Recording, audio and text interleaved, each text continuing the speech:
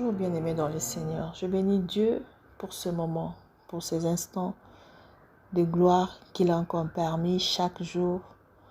Il a renouvelé les souffles de vie, la santé en chacun de nous, afin que chaque jour nous puissions nous exhorter, nous puissions prier ensemble, s'acquérir de sa parole, afin que sa parole nous délivre du péché.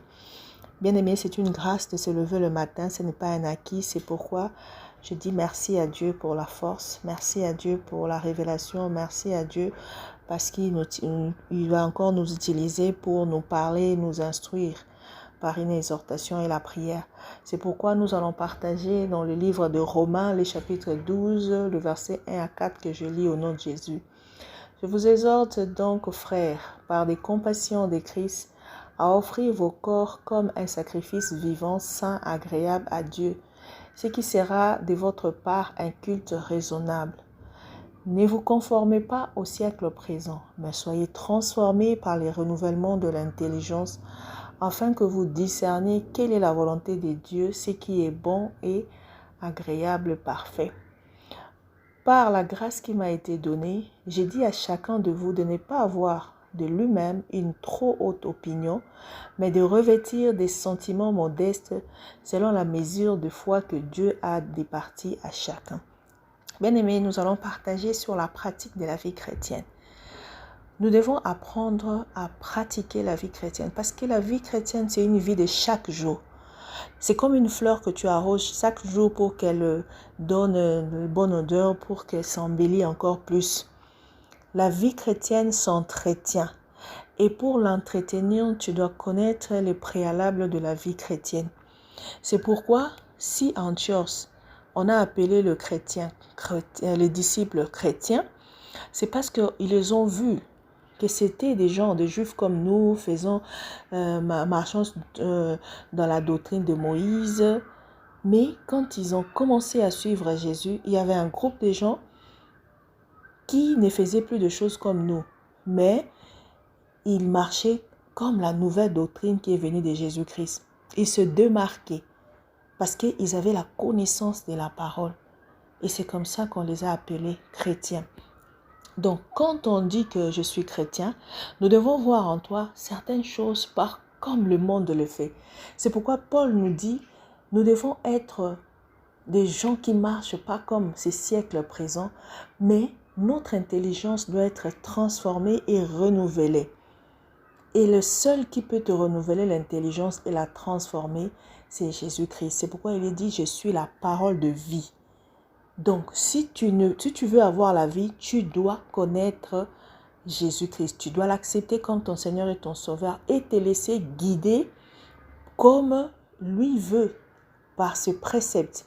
C'est pourquoi Paul dit, nous ne devons pas avoir une trop haute opinion de nous-mêmes. C'est-à-dire, nous ne devons pas penser que, tu vois, comme à ce temps-là, les docteurs de la loi, non, je suis docteur de la loi. Parce que si Paul avait pensé comme ça, il n'allait pas reconnaître Jésus-Christ qui le crucifiait. C'est pourquoi nous devons, entre autres, accepter que l'Esprit de Dieu dans chacun de nous fait de nous un corps de Christ.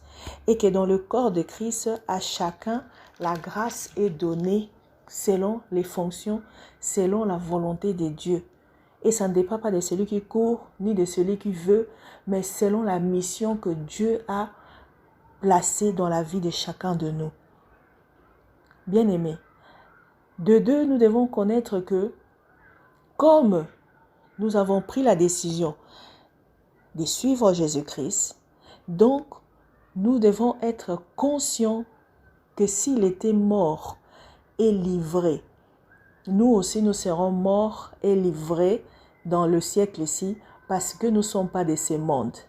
Nous devons aussi savoir que comme lui a marché toute sa vie en crucifiant la chair, nous aussi qui vivons en lui, nous sommes sans cesse livrés à la mort à cause de Jésus, afin que nous aussi, nous puissions manifester Jésus-Christ dans notre chair mortelle. C'est-à-dire, nous devons aussi crucifier la chair pour que la vie de Jésus-Christ sorte. Tu ne peux pas être renouvelé d'esprit si tu n'as pas crucifié la chair. Parce qu'il y a la chair qui domine toujours, qui prend le dessus dans le corps. Il y a des choses que tu aimerais faire, mais la chair va t'obliger à ne pas le faire. Alors, pour bien suivre Jésus-Christ, tu vas commencer par crucifier ton corps, crucifier ta chair pour finir avec les péchés. C'est alors qu'on pourra voir en toi, non, cette personne a changé. Elle était occultiste, elle était magicien, elle était pudique, mais là, c'est vraiment une autre personne. Les gens même vont oublier qui tu es parce que tu auras vraiment transformé. C'est pas ce qu'on nous voit aujourd'hui, une personne qui était magicien, mais on sent toujours qu'il a la magie en lui parce qu'on ne voit pas le fruit du Saint-Esprit. Bien-aimés, ne soyons pas comme nos patriarches. Comme Éphésiens 4, 18 nous dit, qui avaient l'intelligence obscurcie. Ils étaient étrangers à la vie de Dieu, juste parce que l'ignorance régnait dans leur vie. Et à cause de cela, ils ont endurci leur cœur et n'ont pas pu reconnaître le Christ ni la doctrine de Jésus-Christ. Jusqu'à aujourd'hui, il y a même ceux-là qui continuent à attendre le Messie. Mais nous, enfants de Dieu, nous chrétiens, nous devons vivre en pratiquant la vie de Jésus. Et pour commencer, tu dois avoir l'amour du prochain. Car l'amour est sans hypocrisie. Quand tu aimes quelqu'un, même quand on est amoureux, tout le monde sait que non, tu es amoureux, tu es amoureuse de celui-ci, de celui-là. Bien aimé, parce que nous le démontrons. Alors, Jésus-Christ nous demande à aimer en premier nos prochains et à les aimer sans hypocrite. C'est alors que nous allons bannir beaucoup de choses qui règnent autour de nous. Nous devons apprendre à pardonner ceux qui nous font du mal, à pardonner nos frères et sœurs, afin que Dieu aussi nous pardonne. Nous devons apprendre à chercher à amasser dans le ciel. Parce que les problèmes aujourd'hui de beaucoup des enfants de Dieu, quand tu commences à amasser les trésors sur la terre, tu penses que ta place est ici. Parce que la Bible dit, là où est ton trésor, c'est là où sera ton cœur. C'est Matthieu 6, 14 qu'il est dit. Bien-aimé, ton cœur est où? À Jésus ou ton cœur est dans le monde? C'est pourquoi la Bible nous demande de ne pas avoir trop de penchants dans le monde. Nous devons savoir que nous sommes des pèlerins. Et raison pour laquelle nous devons chercher premièrement le royaume. Parce que celui qui cherche premièrement le royaume, toutes les autres choses seront données par-dessus quoi? C'est pourquoi je vais citer certains nombres de choses qu'un chrétien doit chercher à faire. Parce qu'il y en a plusieurs. Quand tu te dis enfant de Dieu, dans la pratique de ta vie chrétienne, nous devons voir que tu n'es pas quelqu'un qui te plaint chaque fois. Car la Bible nous dit, ne vous inquiétez de rien, mais dans toutes choses, faites connaître à Dieu vos besoins par des prières et des supplications. Parce que qui, par ses soucis, peut ajouter une coudée à sa vie? Bien aimé, un chrétien, quand il a des problèmes, c'est difficile que les gens le sachent. Il ne parle pas, il ne se plaint pas. Mais tu pries et tu cherches Dieu par rapport à ces problèmes-là. Et lui qui t'aime, lui qui est ton Père, te donnera ce que ton cœur désire. C'est pourquoi la Bible nous dit, fais de l'Éternel tes délices, il te donnera ce que ton cœur désire. Nous devons aussi être discrets dans notre vie de chaque jour. Être des gens qui, lorsque nous faisons même des dons, que la main droite ne voit pas quand la main gauche donne. Et lorsque nous prions, nous ne devons pas être comme des hypocrites. D'habitude, les gens, s'ils savent que j'ai un voisin chrétien, ils commencent à s'inquiéter parce qu'il va être tout le temps embêté. Non. Parce que les gens ont cru que quand je prie à haute voix, je tape les pieds, je tape les mains, je tape les murs, tu déranges le voisin et tu mérites qu'on appelle pour toi la police. Mais un enfant de Dieu, c'est celui qui sait prier dans le secret parce que ton Dieu est en toi. Dites-moi quelqu'un qui est dans mon cœur. Comment je vais prier? J'écris, je dérange celui qui dort dans la chambre à côté. Pire encore, la maison d'à côté. La Bible dit, ne nous multiplions pas de vaines paroles. Parce que même quand tu veux prier, Dieu sait ce que tu as besoin. C'est pourquoi nous devons multiplier la confiance en Dieu afin que nous ne puissions pas ressembler au monde, mais que nous puissions ressembler à Dieu qui connaît nos désirs et qui nous le donne. Bien-aimés, nous devons avoir le zèle, pas la paresse. Nous devons prêcher la parole, nous devons dire la vérité à tous ceux qui sont avec nous. Nous devons être patients dans les afflictions parce que tous les chrétiens, tous les enfants de Dieu, nous sommes aussi mort en Jésus-Christ. La Bible dit, Jésus-Christ a dit, celui qui veut me suivre doit porter sa croix, parce que nous serons aussi inquiétés, nous serons injuriés et nous serons passés par les épreuves. Et donc, nous devons être patients lorsque nous passons les épreuves et persévérer dans la prière pour sortir victorieux, sachant que nous combattons dans la victoire. Bien-aimés, nous devons bénir ceux qui nous persécutent. Nous devons avoir le sentiment de modestie afin d'être attirés par des choses, pas pour que les gens nous voient ou qu'on soit élevé, mais des choses qui montrent la modestie. Nous devons être réservés, ne pas rendre le mal pour le mal, laisser Dieu nous justifier. Car si nous faisons le bien, personne ne peut nous faire du mal parce que Dieu va combattre pour nous.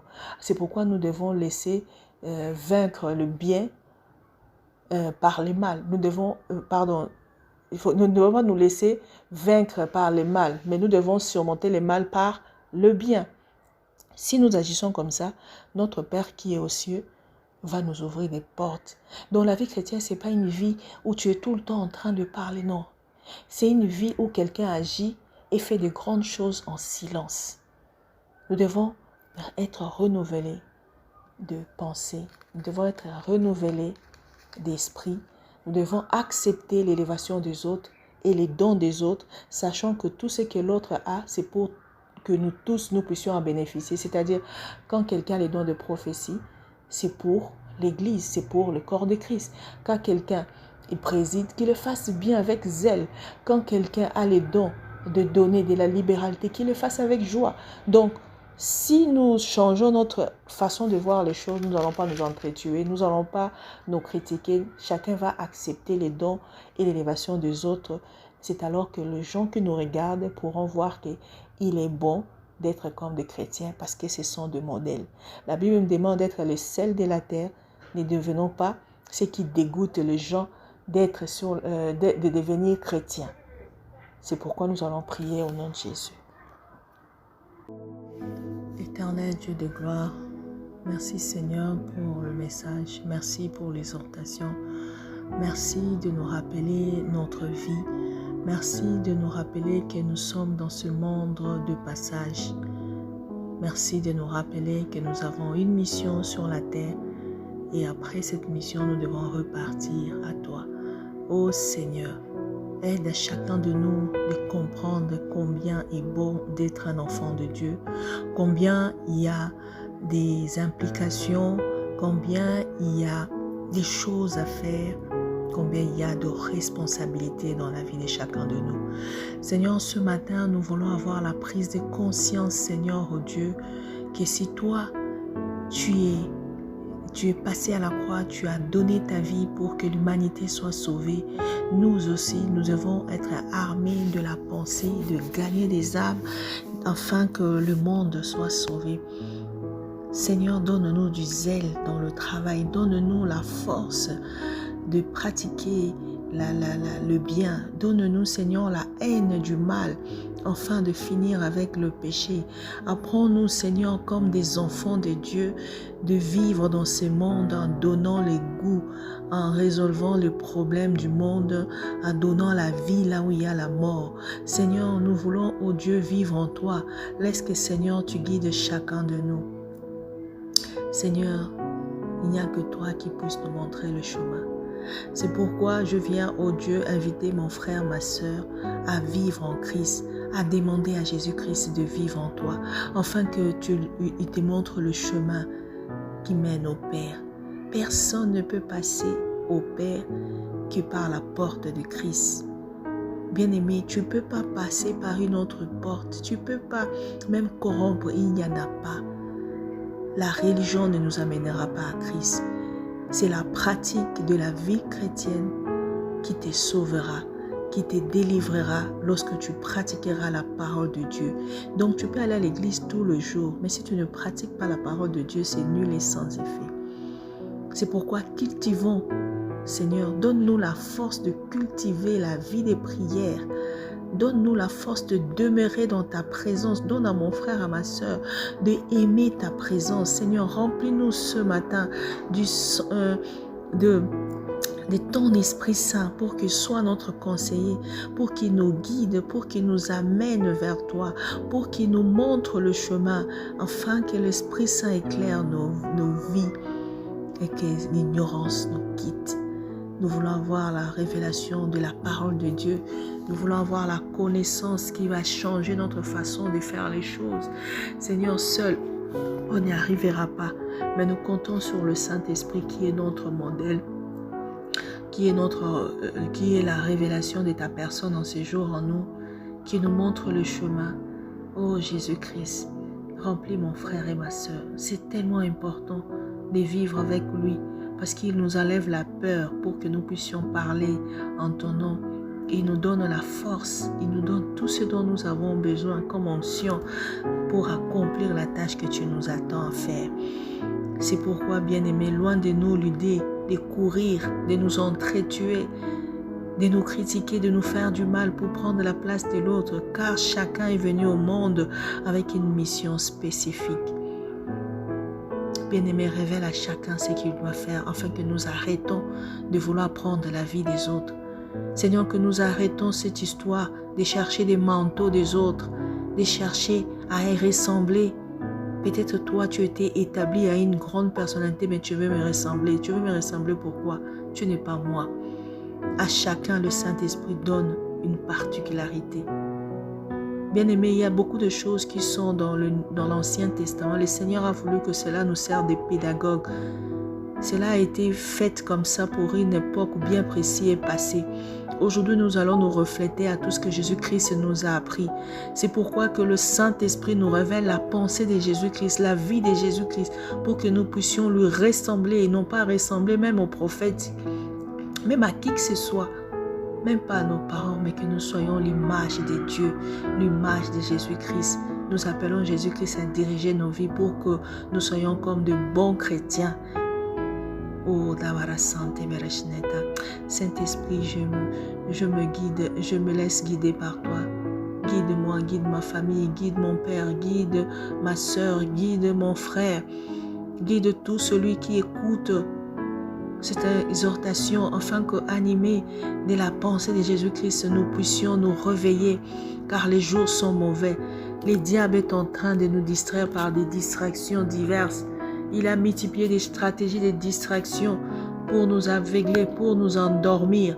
Mais nous voulons être éveillés, prudents comme le serpent, afin que lorsque l'ennemi vient, nous puissions le chasser et qu'il fuit loin de nous. Apprends-nous, Seigneur, à fuir l'impudicité. Apprends-nous, Seigneur, à manifester la vie de Jésus-Christ en nous pour que le monde qui attend la révélation des enfants de Dieu puisse avoir le goût de chercher Dieu. Nous devons donner les goûts aux gens de suivre Jésus-Christ, d'être des enfants de Dieu, non pas de faire dégoûter Jésus-Christ. Pardonne tous ces hommes et ces femmes de Dieu qui se sont perdus dans le ministère. La Bible dit, lorsque mon serviteur tombera 7 fois, je le relèverai. Relève ceux qui sont tombés, relève ceux qui souffrent, relève ceux qui sont dans la culpabilité. Rassure-les que tu les as pardonnés et qu'ils continuent maintenant à faire du bien. Qu'il change de direction, qu'il remarche avec toi. Béni soit cette journée, béni soit la vie de mon frère et de ma soeur, béni soit ton amour qui ne cesse de se manifester en nous, béni tout le foulera à la pointe de nos pieds, au nom de Jésus-Christ. Amen.